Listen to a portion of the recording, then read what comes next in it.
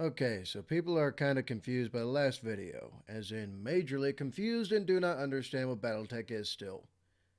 Well, too bad, because this is a different video and I do not feel like alpha striking a basic understanding of BattleTech into your skull any more than I would try to core a cord mech that is already down and smoldering. Some of you will get it, some of you will not, and that is fine. For now. Cue intro.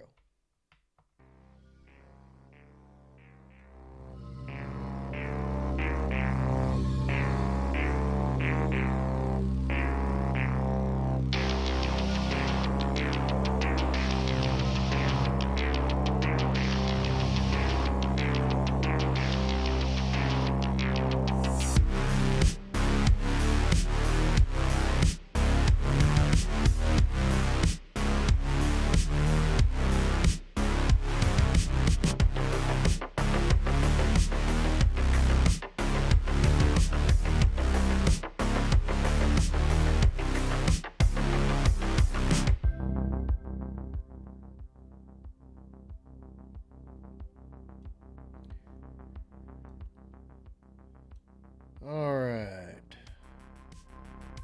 So, to start off with, I'm gonna go over a lot of general knowledge, but we're gonna try to keep it as simple and brief as I could possibly make it, and that's quite difficult to do already, so just bear with it. So, what is a BattleMech? Well, here's the most basic, simple, and easy definition of a BattleMech that fits across, well, pretty much everything having to do with BattleTech mechwarrior, honestly, and pretty much any other fictional universe for the most part. So, with AMTOMs, adult male toy models, aka the toy robots that have way too many of in your closet, on your shelves, and scattered around your living space as if there was a miniature war going on, and all the robots are animate like a cooler version of the movie Small Soldiers or Toy Story. And the fictional universe, as well as the games and peripherals inspired by or derived from the MechWarrior BattleTech universe. So yeah, here's a simple and easy. A BattleMech, usually referred to by abbreviation mech, is an armored combat vehicle of roughly humanoid shape, standing 8 to 14 meters tall and typically massing from 20 to 100 tons and possibly above that pretty soon here, we'll see, I guess. Although how beyond 100 tons works, I guess we'll find out. I guess we'll find out. Mechs are best suited for ground combat, although they are also capable of operations underwater, in hazardous environments, and in space. Yeah, so basically these things are useful for a variety of ways of dealing death in multiple different types of environments. In general, BattleMechs are considered superior to the usual combat vehicles and, armored vehicles and not armored vehicles, quite obviously. And in some ways being faster, better armed, and, well, just better armored. I mean, come on, they're big, giant, walking robots with big guns and big missiles and all that kind of stuff on them. So, yeah, kind of obvious there. Anyway, they have a firepower to manpower ratio, which gives them a pretty heavily skewed advantage when it comes to everything else that exists, essentially. And pretty much they replicate the movement of humans and are capable of performing some pretty incredible stuff in lore, and sometimes on tabletop too, depending on what you're playing. Heck, some of them can roll around and even jump and, run and move in different ways, basically mimicking what their pilots are wanting to do to a certain extent. We can get into that in another video. However, there is a problem with BattleMechs. Even the smallest ones cost a lot of money. I mean, a lot of money. millions and millions of C-bills, which is essentially space bucks. So that's why tanks and APCs and aircraft and all that kind of stuff is still around. Because, yeah, it still helps to have numbers of things on your side over someone else. To a certain extent. That being said, the best way to fight a mech is, and still continues to be, with another mech. And hopefully one bigger and more powerful, because when you have like evenly matched mechs in the lore and on tabletop and whatever in the games, you know, fights between evenly matched mechs, they tend to drag on. So quite usually you're gonna escalate force pretty fast. Okay, so enough of the usual explanation. Now, here is my definition of a BattleMech. Are you ready?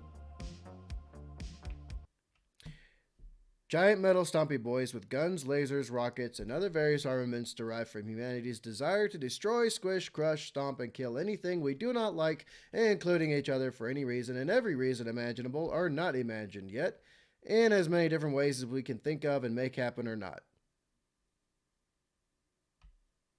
Yeah, yeah, there it is. Thanks for listening to my TED Talk.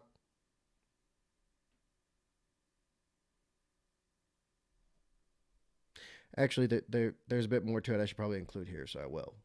And thank you, Sarna, for the gift of knowledge.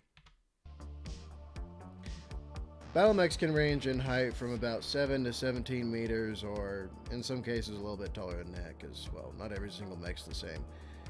And they can be anywhere from 20 to 100 tons on the usual, you know, depending on if there's extra armor and all these other extraneous things that you'll get into later on.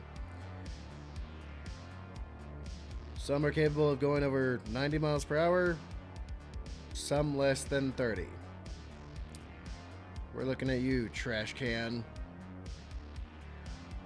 Their power is drawn from a fusion reactor, and yeah, basically it's a tiny nuclear, you know, reactor.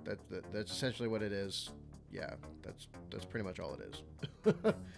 So when mechs explode, they leave a pretty mess behind. Beautiful to look at, for at least a second. Hopefully you're not nearby. All right, now let's go over the three main types of BattleMechs, so to speak. Most of the BattleMechs you're going to see or encounter or read about or hear about or, you know, witness, if you're unlucky, are bipedal. What does bipedal mean, you might ask? Well, it's pretty easy. Bipedal means two legs. They walk on two legs. That's basically it. That's all that means. So most of the mechs you're going to see are going to be on two legs. Remember the roughly humanoid shape we talked about earlier? That's basically it. Now, there are some variations to the two-legged, you know, way of doing things. Some of them have like reverse joint legs, kind of like, you know, chickens do, I guess, but in the other way. Yeah, hopefully that helps. Some have digigrade. Some have raised ankle and stand on their toes, you know, kind of like the back legs of like a cat or a dog or a wolf. Kind of like that. Some of them do that. All right. Much less seen, played with, or even experienced are quadrupedal, which means basically it's got four legs. So it's kind of like your average animal, like a bear or cat or dog. Something like that.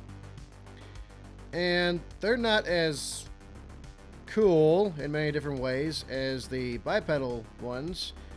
But, of course, being on four legs, you're much more stable, and, of course, you can carry more, you know, stuff to destroy other things with that you don't like, and much heavier things, I might add.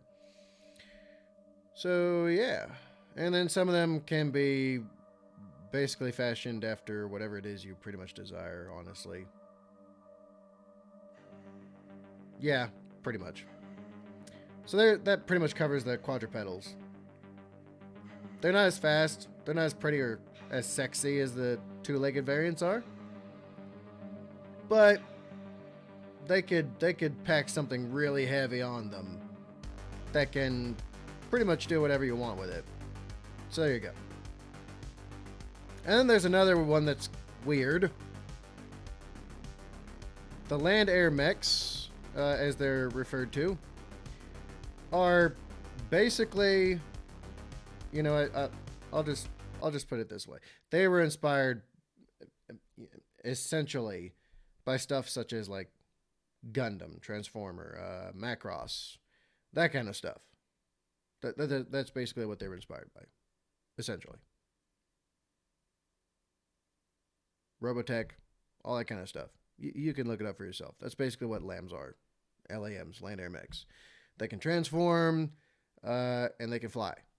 So kind of like Transformers before, well, pretty close to before Transformers, I think, if I remember correctly. I'm pretty sure before Transformers.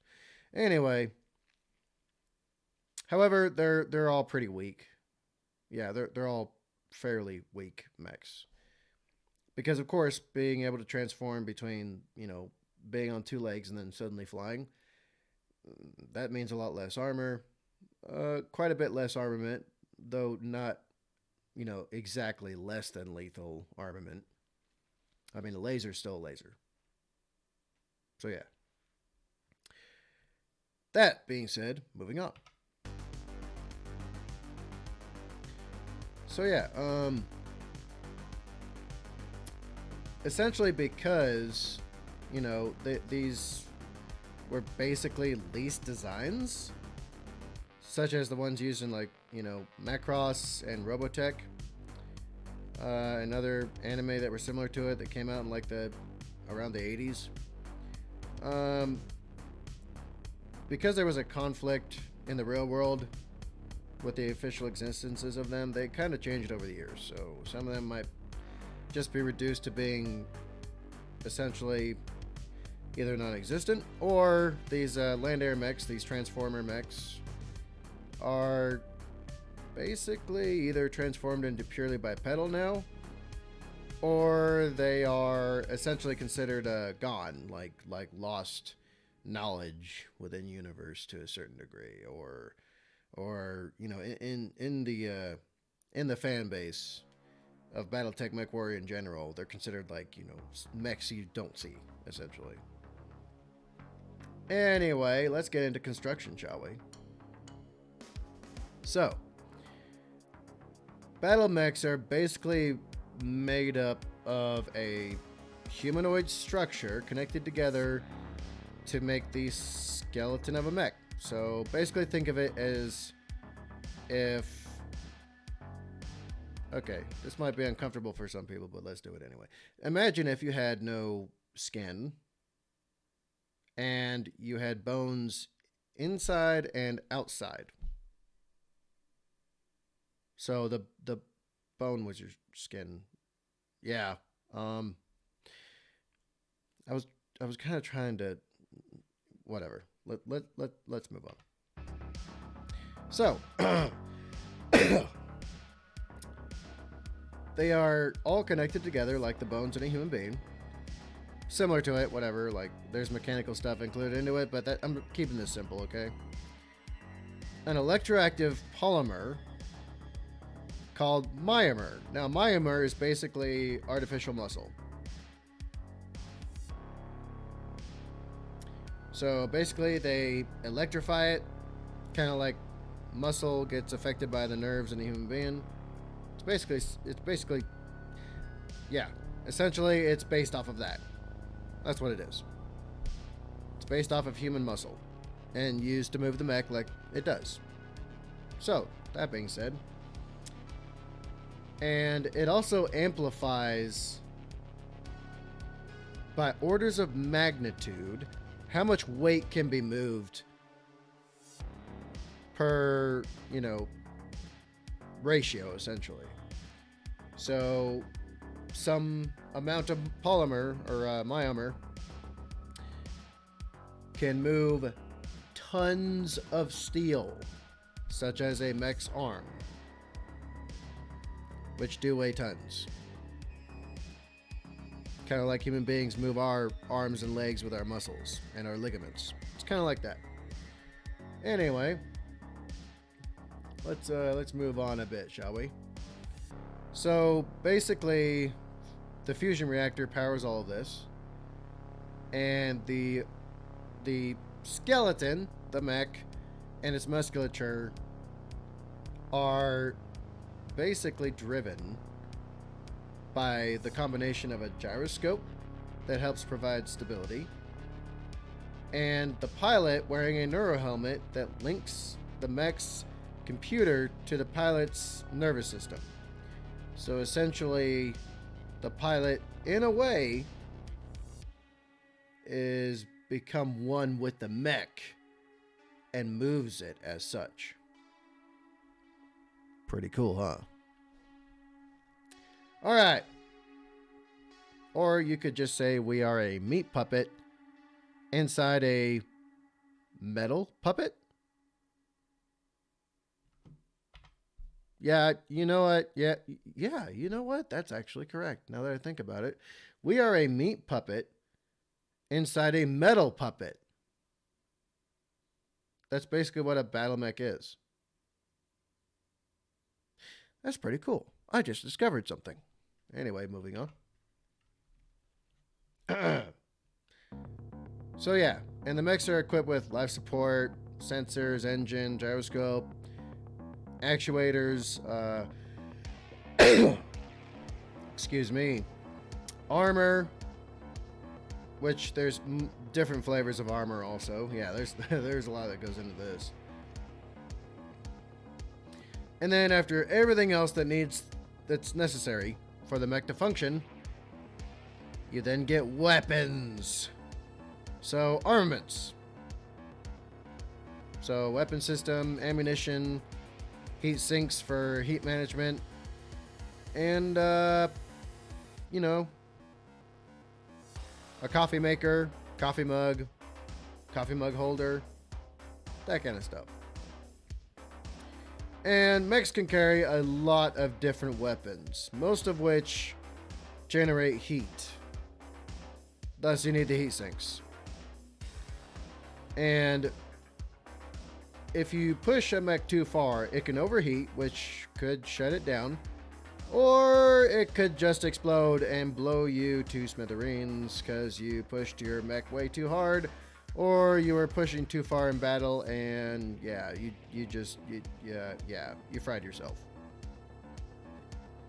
Anyway, and mechs are not cooled by water. If anybody asked that question, no, it's impractical to carry water inside the mech. Seriously impractical. To cool the mech down, to keep it cool, you would have to have so much water, it would increase tonnage, and yeah, let's not get into that super detail. Anyway, let's continue. The term mech essentially applies to all mechanical walkers within BattleTech. So BattleMechs, or mechanical machines of war that are roughly humanoid or quadrupedal, those are intended only for combat. You see them all over the screen in this fancy slideshow I set up for you. You're welcome. Those are all BattleMechs. There are non-combat models, but nobody cares about them. Yeah, pretty much nobody cares about them. Anyway, subclass, OmniMechs. OmniMechs are BattleMechs that can mount weapons and equipment in a modular fashion. So think about the many different ways you can mount different equipment to an AR-15 that has like a Picatinny rail or a free float or something like that. You got so many different accessories you can put onto it, and they're all interchangeable essentially for whatever it is you want to use the weapon for. Essentially, BattleMechs are like the AR-15s of the BattleTech mechwarrior universe. That's what the OmniMechs are. And all the stuff is easily swapped or changed on them, which basically makes them an OmniMech. So they get specifically fitted out for a specific mission. So, yeah.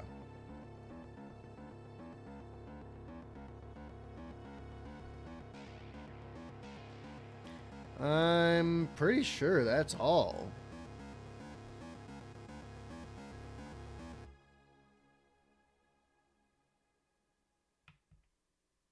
Yep. Yeah, that's pretty much all. I covered all of it. Wow. Good job, me. And in less than 30 minutes. Hooray. So, excuse me, everyone. I'm still recovering from pneumonia. This sucks. But thank you all very much for your time. Hopefully, I've pretty much covered all the simple, basic, easy, simplified, stuff about what is a BattleMech and explained it to at least a bare minimum of competence, I would hope. But if not, then too bad. Thank you all very much for your time. And what did y'all want to see covered in the next video?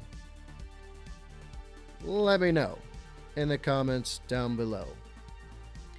That being said, please make sure that you like, share, comment, and subscribe. Then hit the real subscribe button called the notification bell so you actually get notified when I put any videos up. And click all notifications so that YouTube has no excuse not to send you notifications about anything I'm doing. That being said, be good, be safe, make a good life for yourself. And if you see a big giant metal stompy boy heading in your direction, run. And hopefully you don't die tired. I will see y'all in the next one. Badger out.